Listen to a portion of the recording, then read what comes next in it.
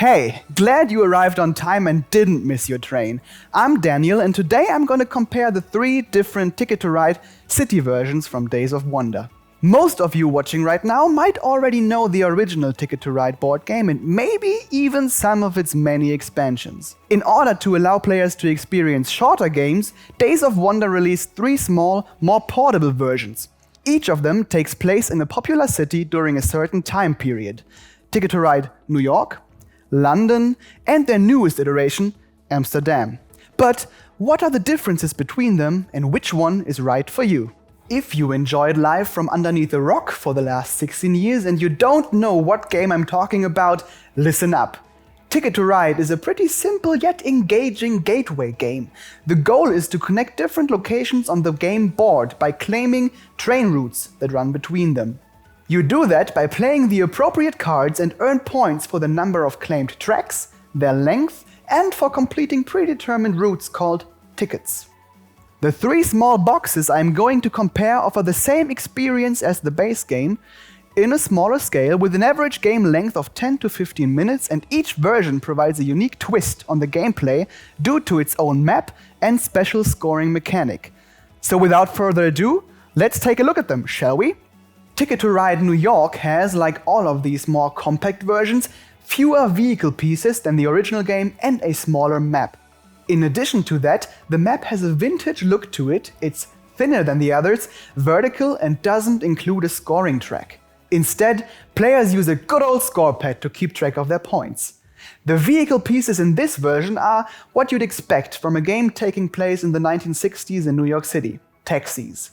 In London, the world capital of fashion and music, players claim routes by fittingly placing plastic buses onto the tracks. This version is the biggest one as far as content is concerned.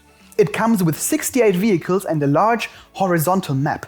Moreover, this map is very colorful, which makes it look awesome. Ticket to Ride Amsterdam, on the other hand, brings a very clear and at the same time visually appealing map with a unique art style to the table. Due to this game being set in the 17th century, players use trading cards, which are a bit smaller than their other vehicle counterparts, to connect the different locations on the board. As I've said before, every one of these 3 versions also offers a twist on the scoring mechanics of the original game. In New York, players earn additional points for each tourist attraction that is linked to one or more of the routes they claimed. It's easy to do and naturally happens during the game. The special scoring method of Ticket to Ride London encourages the players to complete different districts by connecting each of the locations in that particular district. The districts are made up of locations of the same color and number, which is also the point value of the district. Obviously, a district consisting of many locations is worth more points than a smaller one. In Ticket to Ride Amsterdam, you accumulate merchandise bonus cards during the course of the game by claiming routes with a card symbol on them.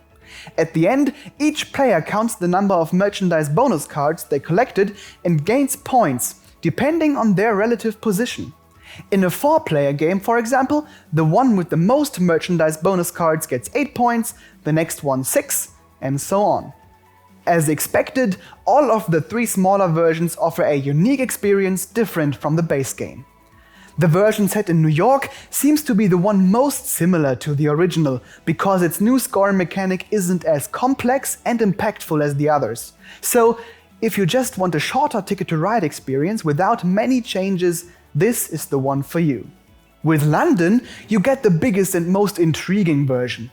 I found that its special scoring mechanic motivates the players to alter their strategy in a major way in order to gain the bonus points for completing the districts.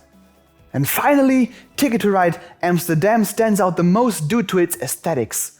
I personally really like this map because of its unique art style and high contrast between the background and the tracks. The old school trading cards make the game look even more different from the others, and the merchandise bonus cards are interesting enough to keep in mind while planning your next move. There you have it. Just choose the game that suits your preferences the best. Or, if you can't decide, or if you are a fan of the Ticket to Ride series, simply get all 3 of them. I promise you'll have a blast either way. Thanks for watching and have fun in New York, London, or Amsterdam.